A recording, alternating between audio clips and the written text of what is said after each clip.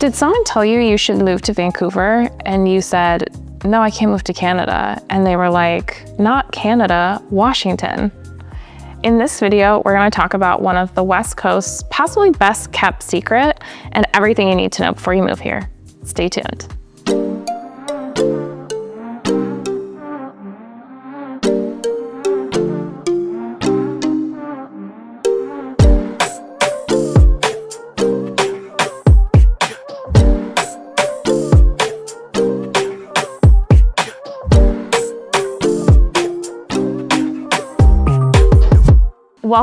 Welcome back to Living in the Pacific Northwest with Hal Byrd. I'm Hal Byrd. I'm a certified luxury and relocation specialist in the Pacific Northwest. I'm licensed as a realtor in both Oregon and Washington, and I help people like you who are watching my channel relocate to this beautiful piece of the planet. And today we're going to be talking about everything you need to know before moving to Vancouver, Washington. I was in your shoes 7 years ago. I relocated from out of state to Vancouver, and I'm super excited to share with you more about the original Vancouver and everything you need to know before you move here. So as we get started, make sure to like, subscribe, comment, share this with a friend or reluctant spouse. And if you need to contact me because you're going to buy, sell, or invest in the Pacific Northwest, make sure to shoot me a text at 360-818-4438. All my contact information is in the description below, along with a link to my scheduler where you can book a Zoom with me directly. Okay, let's jump in. So the first thing that you want to know is sort of an overview of Vancouver. A lot of people, and it's kind of surprising how many people still have never heard of Vancouver, Washington. Tons of people know Vancouver, BC or Vancouver, Canada, but the original Vancouver, Vancouver, Washington is still lesser known. We have a population of about 200,000 people, and we are located just north of Portland, Oregon, right over the Columbia River, so we're definitely a border town. We're the very southern tip of the state of Washington, and then the Columbia River curves going north and heads out to the Pacific, and you have another section of Southwest Washington. But generally, this area of Southwest Washington is what most people consider to be the Southwest Washington, and that's where Vancouver is located. It is the fourth largest city in the state of Washington, and fun fact, if we annexed all of the unincorporated areas, we'd actually be the second largest city in all of the state. Now, Vancouver, Washington is one of the oldest cities in the Pacific Northwest. It was inhabited by the Chinook Native Americans for centuries before Lewis and Clark passed through in 1805. And then 20 years later, the Hudson Bay Company founded the city of Vancouver as one of their fur trading posts. It was finally incorporated in 1857. So the fort became a key hub for trade and settlement, and it played a major role in this region's development. There was obviously influence from the Oregon Trail, as a lot of the pioneers that were traveling on the trail passed through or settled in the area, and that contributed to a lot of the early growth. And then the US Army established a post at Fort Vancouver, so it became a long-standing military presence in the region. And that's why when you hear me talk about some of the ways that Vancouver has developed, it is a very old city that has developed over time. There was a lot of sprawl and it was very rural, and a lot of the development that's happening is infill from places that have already been developed. You'll see a theme as you learn about the area with the plains. There are 5 plains that were original, including Mill Plain, where there was a mill, there was a grist mill, and a sawmill. Today in our area, we now have 3 of those mill words that are around in our geography. One is Fourth Plain, which runs through the middle of Vancouver. Another is Mill Plain. These are all east-west thoroughfares in Vancouver. And then up near Brush Prairie and Hawkinson, we have Fifth Plain. Those are the ones that have survived. Everything else has been renamed, and it's just part of the history at the Clark County History Museum. You can find out more about our history. And now, since 2020, it has become such a big booming area. Again, we're experiencing another influx of migration and settlement into the area, and it's just adding so much development and opportunity to what was already a fantastic place to live. So the first thing you want to know is that overview, where we are, our population, a little bit about our history. The second thing you need to know about moving to Vancouver, Washington is the cost of living. Now, if you look at the national averages, you'll see that our cost of living in Washington state in general is slightly higher than the national average, but Vancouver is actually lower than the state average. So it's a more affordable place to live within the state of Washington. So if you're thinking about moving to Washington and you're looking for more affordable areas, this is a great area for cost of living, very sweet spot with all of our amenities. There are cheaper cost of living places in the state of Washington, but I don't think they have as good of amenities as we do. Now, when you're talking about housing, we're sitting in April of 2025. In March of 2025, when you look at detached or single family homes, an average sale price of $592,000 in Vancouver and a median sale price of $530,000. And when we talk about other expenses like utilities, our utilities for two people who work from home in a roughly 2,000 square foot house average out to about $250 a month. So very affordable. You'll see that groceries and healthcare tend to be more expensive. We have a full cost of living playlist that you can check out here if you want to know more about the detailed cost of living. Number 3 thing you need to know before you move to Vancouver, Washington is about the climate. A lot of people think of the Northwest and they think it's just 8 or 9 months of dark gray weather, like you are perpetually living in Eeyore world where there's a dark cloud of rain falling in. That's just not the case. I find that we have more 8 months of varying weather or a true 4 seasons, and we have 4 months of real summer, no rain, gorgeous, beautiful weather in summer. Then we transition into fall, all the leaves change, it definitely gets cooler. Winter is a little bit colder. It might snow once a year. We only get a couple inches of snow a year on average. And then once you're, at least for me, once I'm fed up with winter, spring comes around and everything's in bloom and it's gorgeous and it's warming up and it's still raining a lot, which is great for our vegetable gardens if you like to garden like I do. And then we're back to summer, and it's such a nice cadence to life. If you want to know about like exact temperatures and stuff like that, we have a video here, what the weather's really like in Vancouver, Washington. So climate is not as big of a deal as you think, and most large cities around the country, especially on the East Coast, actually get more inches of rain per year than we do here. So it's not as bad as people would make you believe. And I think it's on purpose. I think people don't want the secret to get out that it doesn't rain as much here as people think it does. The number 4 thing you need to know is all of our outdoor parks and recreation. Outdoor lifestyle is part of the PNW culture, and that holds true for Vancouver as well. We have so many parks around the county that you can drive to in just a short drive. We're talking maybe 20 minutes max, from the Vancouver Waterfront Trail to Lacamas Lake to Battleground State Park Lake to the Round Lake Trails to the Dike Trails in Washougal over at the Captain Williams Regional Park, Whipple Creek, the Ridgefield Wildlife Refuge, Burnbridge Creek, Salmon Creek. There's so many trails in all of these places, and that's not even covering the actual parks and the different neighborhood parks that we have. So outdoor lifestyle is very, very big here. We have a rich abundance of it. And that's one of the benefits of all the rain, is that it's so green here. It's absolutely beautiful year round. And this is honestly one of the most beautiful places on earth I've ever seen. So for activities, hiking, obviously, biking is popular, even just neighborhood walking in subdivisions. You'll see lots of people out throughout the day walking, of all ages, kids walking to school, retired people walking, families walking in the evenings. People are just out and active. Water sports are also popular because we do have several lakes around the area, and we have the Columbia River. So boating, jet skiing, kiteboarding, windsurfing, kayaking, canoeing, those things, like all of those type of things are very popular here, especially in the summer. Also camping, a lot of people do like to camp. I'm personally not a camper and can't get around the idea of sleeping outside, but that's an option as well. Lots of campsites and different things to do. So that's a huge part of the lifestyle in Vancouver, Washington. The number 5 thing you need to know is transportation and commuting.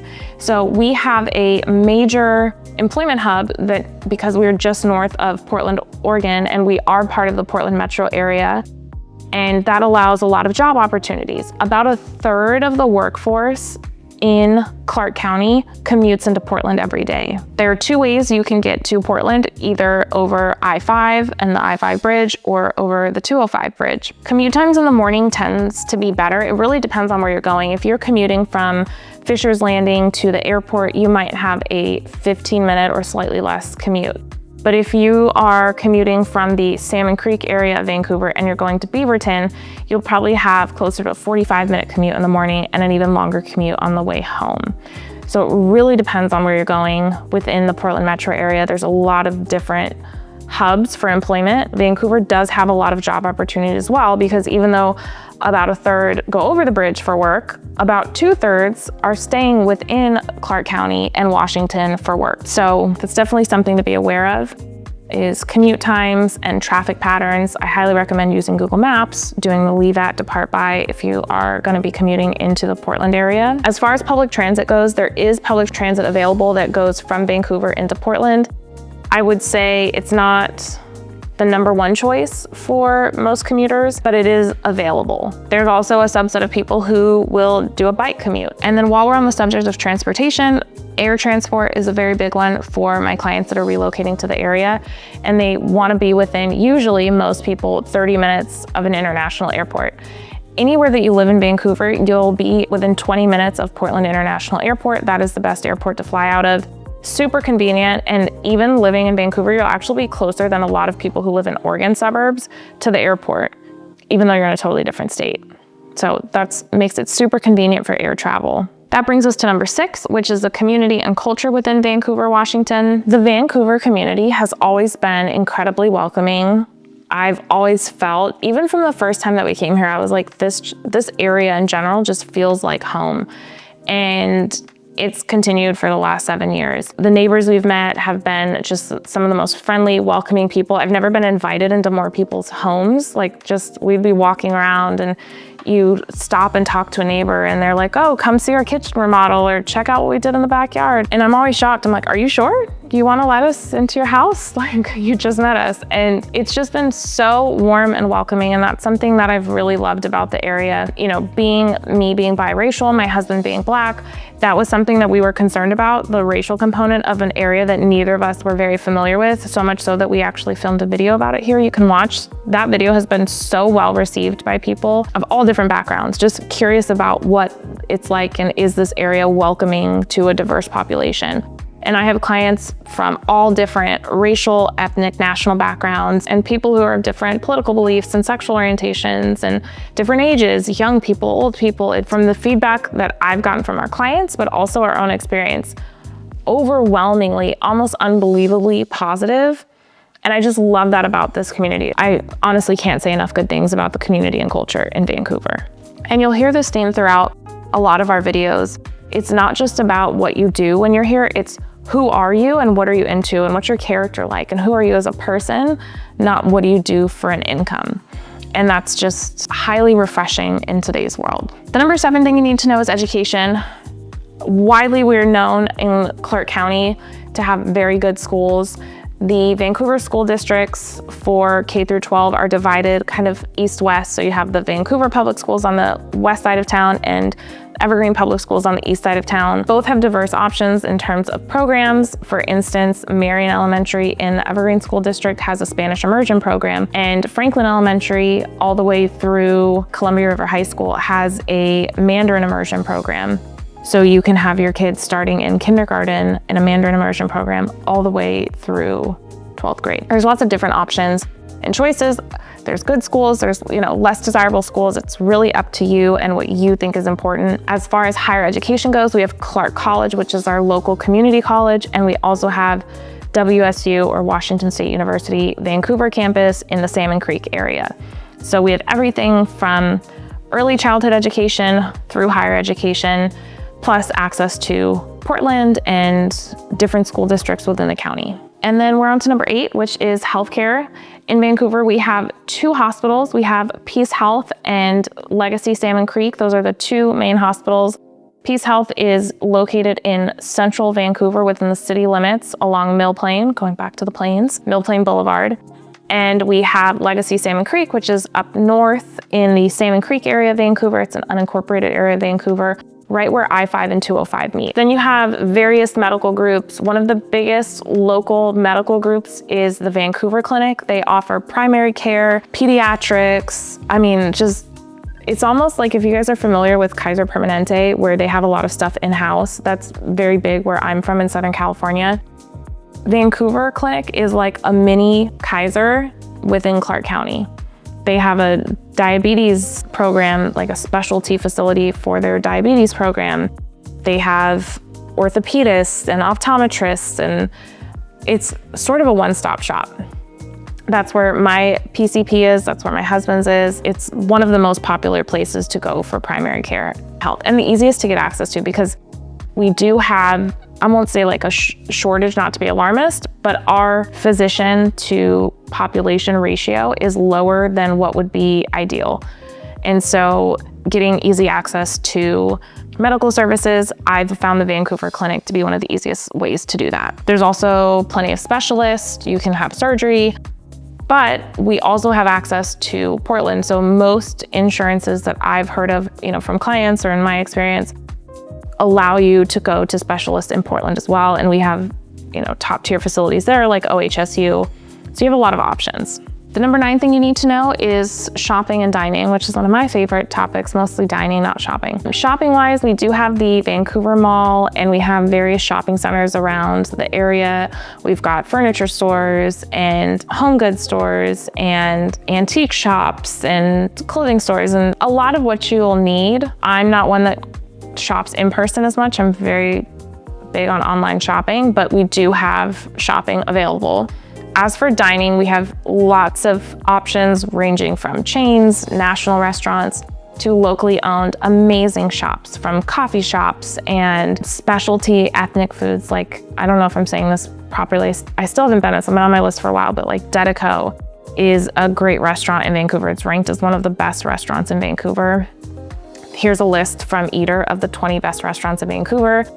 I think it's missing a few, but if you want that video, let me know in the comments and we'll do all of our favorite restaurants in the city of Vancouver. The number 10 thing you need to know is taxes. So the big deal with Washington is income tax. Our state has no income tax, so you only pay federal tax. There's no form to file, there's nothing to do. You literally just don't turn in a state form, which coming from California was a little strange to me the first time. I'm like, I don't even have to turn anything in? Like, there's no bureaucracy around it? No.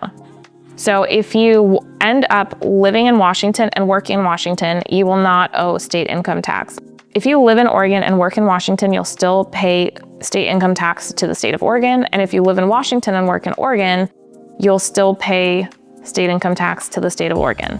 The only way you won't owe state income tax is if you live and work in Washington, which is a huge benefit for most people that are coming from states that impose really high state income taxes, like Oregon and California. And that's also probably why some of the states that are the most popular for my clients to relocate from are California, Oregon, and then also Texas and Florida, because those are also income tax-free states. Now for sales tax, it ranges throughout the county. In the city of Vancouver, sales tax is 8.8% for 2025. A lot of people will go over to Oregon to avoid sales tax. You do owe the state of Washington a use tax for the items you buy in Oregon. Just an FYI. And then the last tax I'm gonna cover is property tax. When I have people that are relocating here and they're like, how do we figure out what the property taxes are? I usually tell my clients to estimate it at about 1% of your purchase price, because we don't have locked in rates or a homestead exemption like Texas and Florida do. I believe they have homestead exemptions. Ours works a little differently. So the easiest way when you're purchasing a property up here is just to estimate 1% of the purchase price for property tax. Number 11 thing you need to know about moving to Vancouver is the job market and economy. Our biggest industries are healthcare and medical services, technology and software development, manufacturing, education, and logistics. Some of the major employers in our area, specifically to Vancouver, are Peace Health Southwest Medical Center, the Vancouver and Evergreen School Districts, the Clark County Government, Fisher Investments, Wafer Tech, BNSF Railway, and the Port of Vancouver. So if you are going to be working within Clark County, those are the areas that would be good places to look for jobs. And if you want to cross the bridge or find remote work, then that really opens up your world. I will say, if you are a medical professional, it is very easy to find work in Clark County. So all of my clients that are nurses and doctors haven't had any problem finding employment locally in Washington. Number 12 thing you need to know is all about safety in Vancouver, Washington. Nationwide, we've seen an increase in crime, and Vancouver has not been able to escape that. I will say that when we were moving here, and this is still true today,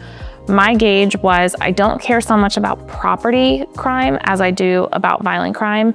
And we are lower than the national average for violent crime, but higher on property crime. Break-ins not so common from what I see. It's, a lot of property crime to do with theft. You can check out like Nexus Lexus, and I'll put a couple links in the description so you can do your own research. I recommend wherever you're moving, call the local police station, do your online research, figure out where the crime is, if you're comfortable with it, what level of risk, because the safety of you and your family is so important. And for us, for my husband Jarrett and I, we've always felt safe in Vancouver. I've never felt unsafe in any part of Vancouver, but it depends on, where you're coming from.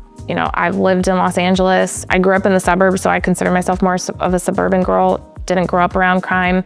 Don't see or experience or have a lot of fear around crime within Vancouver. But everyone has different comfort levels. And because it's on the rise, you'll see a lot of locals complaining about it, because even though in my mind, it's not that bad, it used to be better. Even when we moved here, it was lower crime than it is now. I recommend visiting, especially looking at the neighborhoods that you want to be in to see if it's a good choice for you. And I also recommend watching our video on the biggest mistakes we see people make when they move to Vancouver, Washington. And I'll link that here. The number 13 thing you need to know is about local government and community events. We have a setup where we have a mayor, city council, and the city council hires a city manager.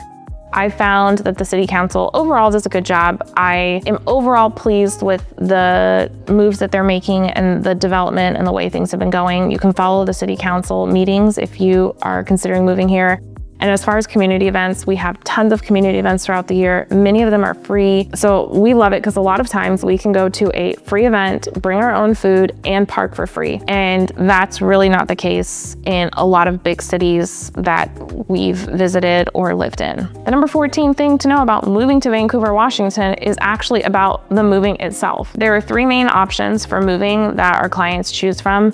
The first is like professional movers or van lines. That's definitely the most expensive. You're looking at a price pretty much for anywhere in the country of $10,000 to $15,000. I've had clients have quotes as low as $8,000 and as high as $20,000. So it really depends on how much stuff you have and what part of the country and time of year you're moving. But that is definitely the most expensive. The cheapest way is renting a U-Haul, loading everything up yourself and driving yourself up here. But I will say the most popular, economical, best value is pod situation, or U-Haul has, I think it's called U-Box. There's several companies now that offer this service where they drop the shipping container off, and then you can either pack it yourself or you can hire local movers to pack it for you. And then when you get here, they will store it for you until you are ready for a delivery date. And then you can do the same thing. You can unpack it yourself, or you can hire local movers up here to unpack it for you. That tends to work out the best. And that costs, the most recent quotes I've seen are in the $5,000 to $7,000 range. So just something to keep in mind. You can do it cheaper on your own, but it just depends on your budget and your preferences. I know for myself, the older I've gotten, the less I wanted to move myself.